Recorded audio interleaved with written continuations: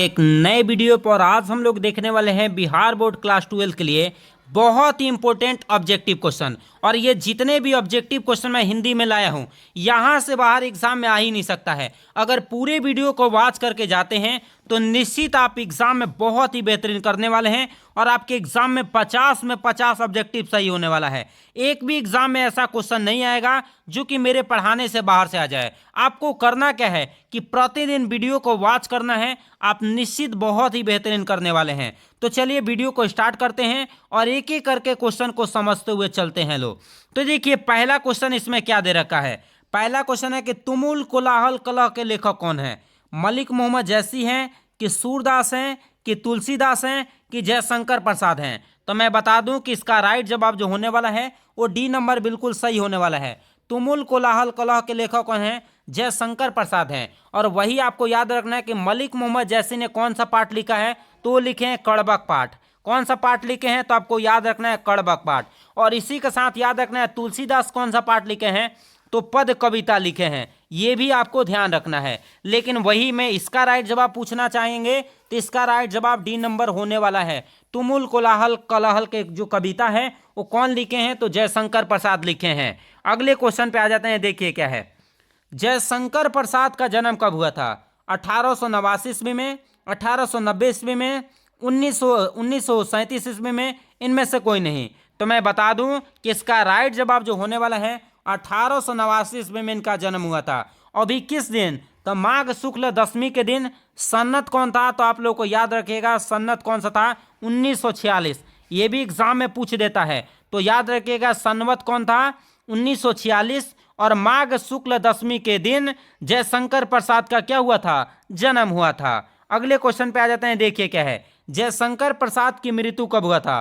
15 नवंबर 1937 में कि 14 अगस्त 1889 ईस्वी में कि 10 नवंबर 1936 में, और इनमें से कोई नहीं। तो मैं बता दूं कि इनकी मृत्यु जो हुआ था आपको याद रख लेना है 15 नवंबर 1937 में जयशंकर प्रसाद की क्या हुआ था, मृत्यु हुआ था। इस बात को भी ध्यान रखेंगे। अगला क्वेश्चन देखिए क्या है, जयशंकर प्रसाद का जन्म स्थान कहाँ है। काशी है, गुरुद्वार है, बनारसी है, और इनमें से सभी है। तो मैं बता दूं कि जयशंकर प्रसाद का जन्म जो हुआ था वो बनारसी में हुआ था। ये बनारसी लिखिएगा ऐसे। इसमें इनका क्या हुआ था, जन्म स्थान है। किनका, तो जयशंकर प्रसाद का। बहुत ज्यादा इंपॉर्टेंट है। अगला क्वेश्चन देखिए क्या है कि जयशंकर प्रसाद के पिता का नाम क्या था। रत्नाकर त्रिपाठी था कि देवी प्रसाद साहू था कि उसर शिवरत्न साहू था कि सुहानी साहू था। तो मैं बता दूं कि इनके पिता का नाम जो था देवी साहू प्रसाद था। तो इसलिए इसका राइट जवाब बी नंबर होने वाला है। इसका देखिए मैं एक एक लाइंस को आपको बताते जा रहा हूं और एक एक क्वेश्चन बहुत छाछ-छाट के बुक से लाए गए हैं ताकि आप एग्जाम में बैठे तो हिंदी में 50 में 50 ऑब्जेक्टिव सही कर दें। और देखिए अगर आप 50 में 50 ऑब्जेक्टिव सही कर देते हैं ना तो निश्चित आपके एग्जाम में 90 प्लस तो हिंदी में आ ही जाएंगे। और देखिए हिंदी और अंग्रेजी में अच्छा आप कर दिए तो निश्चित सी बात है कि आपका एग्जाम में रिजल्ट बहुत अच्छा होगा। और मैं कहता हूं ना कि इससे बाहर नहीं जाएगा। तो आपको करना क्या है कि देखिए अभी तक आप मेरे चैनल को सब्सक्राइब नहीं किए हैं तो प्लीज़ सब्सक्राइब कर लीजिए और जितने भी वीडियो अपलोड किए जाएंगे उसको प्रतिदिन आपको देख के जाना है। आप एग्जाम में बहुत ही बेहतरीन करेंगे और उतना बेहतर करेंगे जितना आप खुद से वादा नहीं किए हैं। अगला क्वेश्चन देखिए क्या है कि जयशंकर प्रसाद के पितामह का नाम क्या था।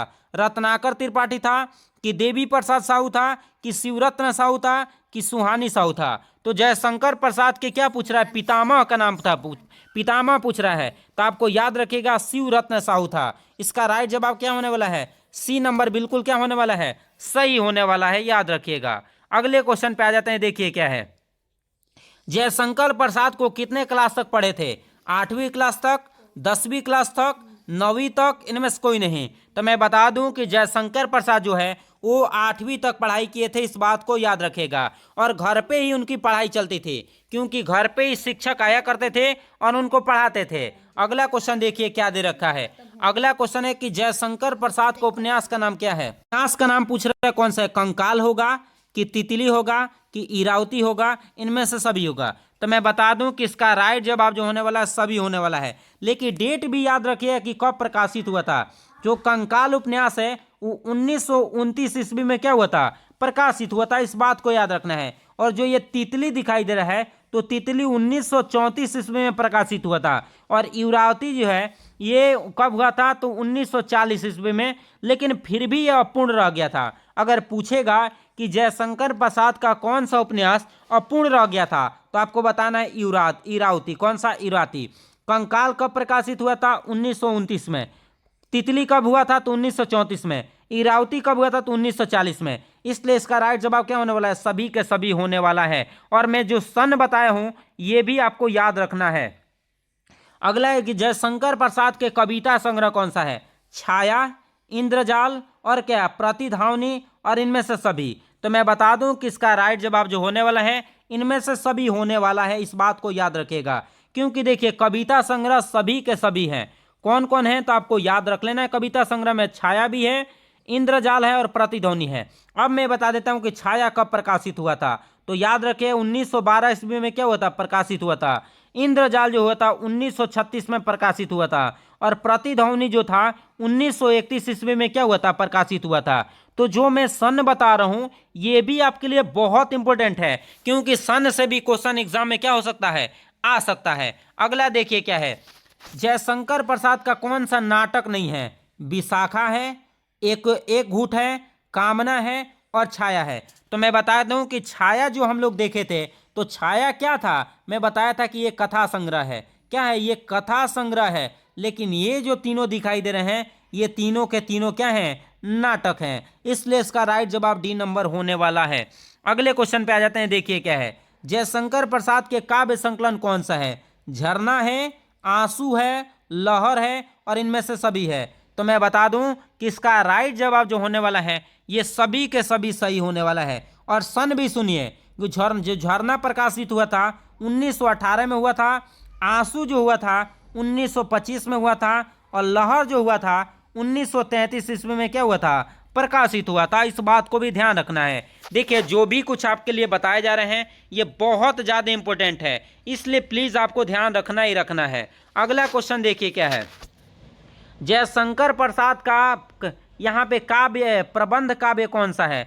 झरना है, आंसू है, लहर है और इसके साथ क्या है? एक और ऑप्शन है कामायनी। तो याद रखिएगा कि इसका राइट जवाब कामायनी ही होने वाला है, कि कामायनी ही प्रबंध काव्य है। किनके? तो याद रखना है जयशंकर प्रसाद के। अगला क्वेश्चन देखिए क्या है, ये बहुत बहुत बहुत इंपॉर्टेंट है और ये एग्जाम में 2025 में 100% आएगा और ध्यान से इसको पढ़ के जाइएगा। क्या क्वेश्चन कह रहा है कि जयशंकर प्रसाद कितनी वर्ष की अवस्था में पितृयुगीन हो गए थे? मतलब पितृ क्या हो गए थे? इनके मर गए थे। 8 वर्ष, 16 वर्ष, 20 वर्ष और 12 वर्ष। तो 12 वर्ष की उम्र में इनके पिता की क्या हो गया था? मृत्यु हो गया था। और जैसे 12 साल में हुआ उसके 2 साल बाद ही किनकी मृत्यु हो गया? उनके माता को हो गया। याद रखिए 12 वर्ष की अवस्था में यह पितृविहीन हो गए थे। मतलब क्या हो गए थे? इनके पिता गुजर गए। और ठीक जैसे पिता गुजरे उसके 2 साल बाद कौन गुजर गए? तो इनके माता जी भी गुजर गए, जिसके कारण परिवार में गिरह कलह की स्थिति आ गया। समझिए कि बहुत ज़्यादा संकट की स्थिति इनके घर में आ गया था। और उसके बाद कि इनके ज्येष्ठ भ्राता कौन थे? शंभू रतन की भी मृत्यु हो गई। इनके ज्येष्ठ भ्राता कौन थे? शंभू रतन, उनकी भी मृत्यु हो गई, जिसके कारण बहुत ज़्यादा इनके परिवार में संकट आ गया था, जिसके कारण इनको बहुत गजन सहना पड़ा था। किनको? जयशंकर प्रसाद को। अगला है कि जयशंकर प्रसाद के ज्येष्ठ भ्राता का नाम क्या था?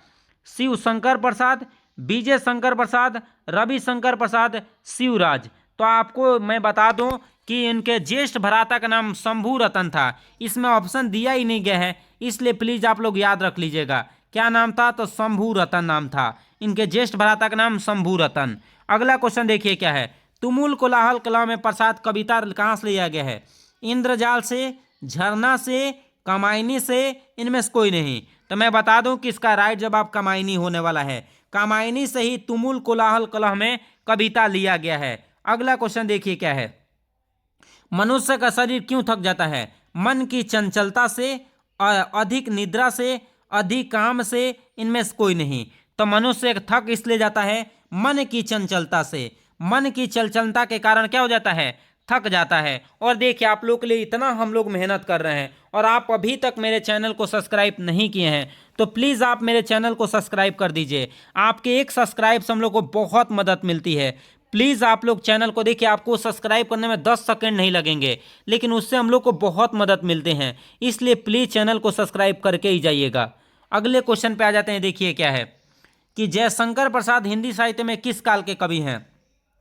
रीतिकाल, आदिकाल, भक्तिकाल और आधुनिक काल। तो मैं बता दूं कि इसका राइट जवाब जो होने वाला है वो होने वाला आधुनिक काल, बिल्कुल सही होने वाला है। अगला क्वेश्चन देखिए क्या है, किस किस भाषा की शिक्षा घर पे मिला था? देखिए जयशंकर प्रसाद को शिक्षक घर पे आते थे और पढ़ा के जाते थे।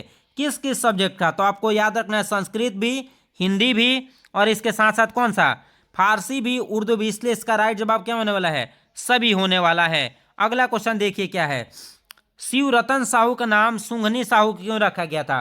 शिवरत्न साहू कौन थे? तो आपको पता चलना चाहिए कि शिवरत्न साहू जयशंकर प्रसाद के पितामह थे, और ये क्या करते थे? सुरती बनाते थे या तंबाकू बनाते थे, जिसके कारण इसका राइट जवाब बी नंबर होने वाला है। इसलिए इनको सुंघनी साहू के नाम से क्या बुलाया करते थे लोग। अगला देखिए क्या है, जयशंकर प्रसाद के भतीजा का नाम क्या था?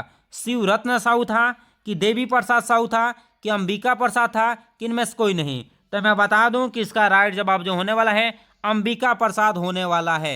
इसका राइट जवाब बी नंबर होने वाला है। और देखिए इतना ही आपको पढ़ के एग्जाम में नहीं जाना है, आपको इसके सिवाय क्या करना है, कि ये कविता में जितने भी लाइन दिया गया है उन सभी लाइन को आपको एग्जाम में एक बार पढ़ के जरूर जाना है। क्योंकि देखिए कोई भी लाइन उठा के दे देगा और पूछ देगा कि ये किस कविता से जुड़ा हुआ है, इसलिए प्लीज़ इस लाइन को भी आप लोग पढ़ लीजिएगा, क्योंकि बहुत ज़रूरी है। तो मेरे बातों को समझते हुए आप लोग पढ़ के जाएंगे, वो निश्चित बहुत ही बेहतरीन करेंगे, और एग्ज़ाम में एक भी क्वेश्चन गलत नहीं होगा। और देखिए वीडियो अगर आपको अच्छा लगता है तो प्लीज़ आप लोग चैनल को सब्सक्राइब कर दीजिएगा, और वीडियो को लाइक करके जाइएगा, और जितना हो सके अपने दोस्तों के पास शेयर करिए। और इसी के साथ हम लोग मिलेंगे अगले वीडियो में। आप लोग पढ़ते रहिए, तब तक के लिए जय हिंद।